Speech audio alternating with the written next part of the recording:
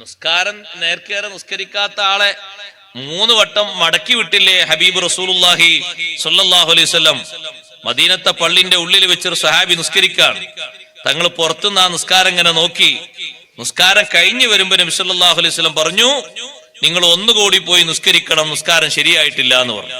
ഇർജി ഫസല്ലി ഫഇന്നക ലം തുസല്ലി, നിങ്ങൾ നിസ്കരിച്ചിട്ടില്ല, പോയി നിസ്കരിക്കുന്നു പറഞ്ഞു. സഹാബി രണ്ടാമതും പോയി നിസ്കരിച്ചു. നിസ്കാരം കഴിഞ്ഞ് തിരിച്ചു വന്നപ്പോ നബി സല്ലല്ലാഹു അലൈഹി വസല്ലം നിങ്ങൾ പറഞ്ഞു, ഇർജി ഫസല്ലി ഫഇന്നക ലം തുസല്ലി, മടങ്ങണം, നിങ്ങൾ നിസ്കരിച്ചിട്ടില്ല. രണ്ടാമതും പോയി നിസ്കരിച്ചു വന്നപ്പോ 3-ാമത്തെ തവണ തങ്ങൾ പറഞ്ഞു, ഒന്നുകൂടി പോയി നിസ്കരിക്കണം, നിസ്കാരായിട്ടില്ല. 3-ാമത്തതിലോ 4-ാമത്തതിലോ ആ സ്വഹാബി പറഞ്ഞു, അല്ലാഹുവിന്റെ റസൂലേ അല്ലിംനി യാ റസൂലല്ലാഹ്, നിസ്കാരം എനിക്ക് പഠിപ്പിച്ചു തരണം. എത്ര വട്ടം വിട്ടാലും എനിക്ക് ഇങ്ങനെ നിസ്കരിക്കാൻ അറിയുള്ളൂ, ഇങ്ങനെ നിസ്കരിക്കാൻ അറിയുള്ളൂ. എന്താണ് ആ സ്വഹാബിന്റെ നിസ്കാരത്തിലുള്ള പ്രശ്നം? അത് തന്നെയാണ് ഇന്ന് മിക്ക നിസ്കാരത്തിലുള്ള പ്രശ്നം. അതാ ഞാൻ നേരത്തെ പറഞ്ഞ ആ നിസ്കാരത്തിലുള്ള കളവ്, നിസ്കാരത്തിലുള്ള മോഷണം. അതാണ് നബി സല്ലല്ലാഹു അലൈഹി വസല്ലം നിങ്ങൾ നിസ്കാരം കൊണ്ട് ശരിക്ക് പറഞ്ഞു കൊടുത്തു. ആദ്യമായി നിസ്കരിക്കാൻ ഉദ്ദേശിച്ചാൽ ഫാസ്ബിഗിൽ വുളൂ പൂർണ്ണമായി എടുക്കണം.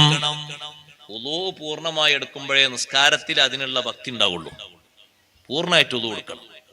വുളൂയിൽ 2 സ്ഥലത്താണ് പ്രധാനമായിട്ടും ചൊല്ലാൻ ദിക്റുള്ളത്. കുളിക്കും അങ്ങനെ തന്നെയുള്ളത് കാര്യമായിട്ട്, തുടക്കത്തിലും ഒടുക്കത്തിലും, അല്ലെ? ആ തുടക്കത്തിലും ഒടുക്കത്തിലുള്ള ദിക്റുകളൊക്കെ പാലിച്ചുകൊണ്ട് ഖിബിലക്ക് മുന്നിട്ടുകൊണ്ട് ഒരു വുളൂ, കറാഹത്തുകളൊക്കെ ഒഴിവാക്കിയിട്ടുള്ള വുളൂ. ഒരു കറാഹത്തും വരാത്ത വുളൂ ആണോ ആ വുളൂവോട് കൂടെയുള്ള നിസ്കാരവും എല്ലാ സുന്നത്തുകളും പാലിച്ചിട്ടുള്ള വുളൂവിന്റെ നിസ്കാരവും അല്ലാത്ത നിസ്കാരം തമ്മിൽ മാറ്റല്ലേ? എത്രയോ മാറ്റമുണ്ട്. സുന്നത്തുകൾ പാലിക്കാനൊന്നും ഇപ്പോഴത്തെ കാലത്ത് നമ്മെ സംബന്ധിച്ചിടത്തോളം ഒരു പ്രയാസവും ഇല്ല. നമുക്ക് തോന്നാണ് അങ്ങനെ പ്രയാസമുണ്ട്. അഊദും ബിസ്മിയൊക്കെ ചൊല്ലി അഷ്ഹദു അല്ലാ ഇലാഹ ഇല്ലല്ലാഹു വഹ്ദഹു ലാ ശരീക ലഹു വഅഷ്ഹദു അന്ന മുഹമ്മദൻ അബ്ദുഹു വറസൂലുഹു അൽഹംദുലില്ലാഹില്ലദീ ജഅലൽ മാഅ തഹൂറാ എന്ന ദിക്റും ചൊല്ലിയിട്ട് കൈ കഴുകിക്കൊണ്ട് തുടങ്ങാണ്. അങ്ങനെ 3 പ്രാവശ്യം കൈ കഴുകിയിട്ട് 3 പ്രാവശ്യം വായിൽ വെള്ളം കൊപ്ലിക്കലോടുകൂടെ മൂക്കിൽ വെള്ളം കയറ്റി ചീറ്റണം. ഇപ്പൊ കുറെ ആൾക്കാർ കൊപ്ലിക്കൽ നടക്കും, ഏത് നടക്കൂല? മൂക്കിൽ വെള്ളം കയറ്റി ചീറ്റൽ നടക്കൂല. ചില ആളുകളൊക്കെ മൂക്കിൽ വെള്ളം കയറ്റി ചീറ്റാന്ന് എന്ന രൂപത്തിൽ തോന്നിപ്പിക്കാൻ വേണ്ടി 2 വിരലിങ്ങനെ കാണാം മൂക്കിലേക്ക് ഇങ്ങനെ. അത് വെള്ളം കയറ്റി ചീറ്റലാകൂല, അത് വിരല് കയറ്റലാണ്. വെള്ളം ഒന്നിങ്ങനെ വലിക്കണം, വലിച്ചിട്ട് ഇടത്തെ കൈ കൊണ്ട് ഇങ്ങനെ പിഴയണം. വലിക്കുമ്പോഴാണ് വെള്ളം കയറ്റാന്നും ഇടത്തെ കൈ കൊണ്ട് പിഴിയുമ്പോഴാണ് ചീറ്റാന്നും പറയുന്നത്. ഇസ്തിൻഷാഖ് എന്ന അറബിയിൽ പറയും. ഇസ്തിൻഷാഖിന്റെ സുന്നത്തെടുക്കുന്നവർ നോക്കി നിങ്ങൾ വളരെ കുറച്ച് ആൾക്കാരുണ്ടാവുള്ളൂ. ആ സുന്നത്തെടുത്താൽ മിക്ക രോഗങ്ങൾക്കും ശിഫ ഉണ്ടാവും. 5 നേരം വുളൂ എടുക്കുന്ന ആള് മൂക്കിൽ വെള്ളം കയറ്റി ചീറ്റാണെങ്കിൽ ആ മൂക്കിന്റെ ഉള്ളിൽ ഏതെങ്കിലും പൊടിയോ മറ്റോ കുടുങ്ങിയിട്ട് എന്തെങ്കിലും രോഗം ഉണ്ടാകുമോ? ഒരു രോഗം ഉണ്ടാവില്ല. അപ്പൊ ചില ആൾക്കാർ ജലദോഷം ഉണ്ടാകും, നേരത്തെ പിയ്യാത്തോണ്ടാണ്. നല്ലോണം പിയണം.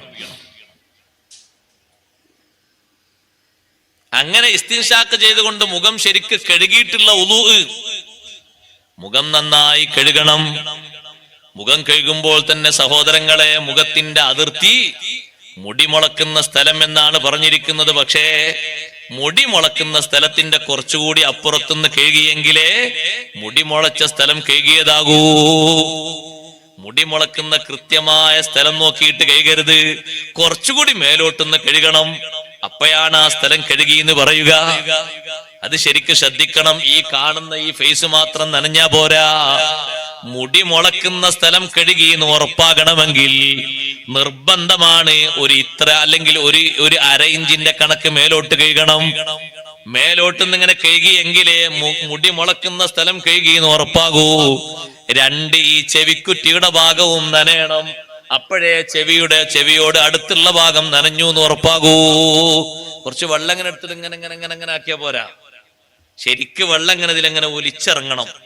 ആ രീതിയിൽ വെള്ളം കോരിയെടുത്തിട്ട് മുടി മുളക്കുന്നതിന്റെ മേൽഭാഗത്തു നിന്ന് ഇങ്ങനെ കഴുകി താഴോട്ടാക്കണം. 3 പ്രാവശ്യം കൊണ്ട് ആ ഭാഗത്തൊന്നും വെള്ളം ഒലിച്ചിട്ടില്ല, തികഞ്ഞിട്ടില്ല. 4 പ്രാവശ്യം കൊണ്ടും ആക്കണം. എന്നാലും വെള്ളം ശരിക്കും നനഞ്ഞു ഒലിച്ചിറങ്ങണം. നനഞ്ഞാ പോരാ, നനഞ്ഞ് ഒലിക്കണം. ഒലിക്കൽ ഷർത്താണ്. കഴുകപ്പെടുന്ന അവയവങ്ങളുടെ വെള്ളം ഒലിച്ചിറങ്ങണം. നനഞ്ഞാ പോരാ. മുഖത്തിന്റെ ഭാഗത്ത് നെറ്റിയൊക്കെ നനഞ്ഞു എന്നായാൽ പോരാ, ഒലിച്ചിറങ്ങണം. അത് തന്നെ നോക്ക് നിങ്ങൾ. താടിയില്ലാത്ത ആൾക്കാർ നല്ലോണം ശ്രദ്ധിച്ച് കേൾക്കണം. താടിയുള്ള ആൾക്കാർക്ക് കുറഞ്ഞ ഭാഗം കേൾക്കിയാൽ മതി. അതൊരു ഭാഗ്യമാണ്. നാളെ മുതൽ താടി വെച്ചോളൂ. താടിയുള്ള ആൾക്കാർ ഇപ്പൊ ഈ താടിന്റെ ഉൾഭാഗം കേൾക്കൽ നിർബന്ധമല്ല. നിങ്ങൾ അവിടുന്ന് നോക്കിയിട്ട് എന്റെ താടിന്റെ ഉള്ളു കാണുന്നുണ്ടോ? അത്ര വേണമെന്നില്ല, അടുത്ത് നോക്കിയാൽ മതി. ഉൾഭാഗം കാണാത്ത തിങ്ങിയ താടി അത് തിക്കാറ്റുന്ന സുന്നത്തേ ഉള്ളൂ, നിർബന്ധമല്ല. നോക്കിയിട്ട് ഉള്ളു കാണുന്ന താടിയാണെങ്കിൽ കട്ടി കുറഞ്ഞ താടിയാണ്, അത് ഉള്ളു ശരിക്ക് വെള്ളം ശരിക്ക് കേണ്ടി വരും. താടിയില്ലാത്ത ആളുകള് ആ ഭാഗം കൂടി കറക്റ്റായി ശരിക്ക് വെള്ളം ഒലിച്ചിറങ്ങണം. അപ്പൊ നമുക്കിതാ ഈ കാണുന്ന ഈ ഫേസിന്റെ ഈ ഭാഗം ഇവിടെ ഇങ്ങനെ കുറഞ്ഞ ഭാഗം മാത്രം വെള്ളം ഒലിച്ചിറങ്ങിയാൽ മതി. അതല്ലേ അതുകൊണ്ട് വെക്കുന്ന സുഖം. അതുകൊണ്ട് മുഖം കൈകല് വേഗം നടക്കും. താടില്ലാത്തവരെക്കാളും കുറഞ്ഞ വെള്ളം കൊണ്ട് താടിയുള്ളവർ കൈകാനും കഴിയും. പിന്നെ ഒരു എക്സ്ട്രാ സുന്നത്തിനാണ് വെള്ളം എടുത്തിട്ട് ഇങ്ങനെ താടിന്റെ അടിയിലൂടെ ഇങ്ങനെ തിക്ക് കയറ്റാൻ വേണ്ടി കേൾക്കുന്നത്. ആ സുന്നത്തുകൂടി കിട്ടാൻ. കൈ കേൾക്കുന്ന ആള് ഈ മുട്ടിന്റെ ഭാഗം കറക്റ്റ് ആയിട്ട് കേൾക്കിയ പോരാ, കുറച്ചുകൂടി മേൽഭാഗത്തുനിന്ന് കഴുകണം, എങ്കിലേ മുട്ട് കേൾക്കി എന്ന് പറയുള്ളൂ. ആ ഭാഗത്തിന്റെയും മേലെ കയറ്റി കേൾക്കുമ്പോഴാണ് കയറ്റി കേൾക്കി എന്നുള്ള സുന്നത്ത് കിട്ടുക. ഇപ്പൊ ഇതല്ലേ കൈയിന്റെ മുട്ട്, കുറച്ചുകൂടി ഇതാ ഒരു ഇത്ര മേലോട്ട് കേൾക്കണം, അപ്പോഴാണ് മുട്ട് കേൾക്കി എന്ന് ഉറപ്പാകുക. നിർബന്ധ അതിന്റെയും മേലോട്ട് കേൾക്കുമ്പോഴാണ് കയറ്റി കേൾക്കി എന്നുള്ള സുന്നത്ത് കിട്ടുക. ഞെരിയാണി ഉൾപ്പെടെ കേൾക്കണ്ടേ? ഞെരിയാണിന്റെ കുറച്ചുകൂടി, ഞെരിയാണി എന്ന് പറഞ്ഞാൽ ഇവിടെ മനസ്സിലാവില്ലേ? ഞെരിയാണി ഉൾപ്പെടെ കേൾക്കണം, കുറച്ചുകൂടി മേലോട്ട് കേൾക്കണം. അതിനും മേലോട്ട് കേൾക്കുമ്പോഴാണ് കയറ്റി കേൾക്കി എന്നുള്ള സുന്നത്ത് കിട്ടുക. അങ്ങനെയാണ്. ചെവി തടവുന്ന എത്ര പ്രാവശ്യം തടവേണ്ടത്? 3 അല്ല, തത്വത്തിൽ 7 ഉണ്ട്.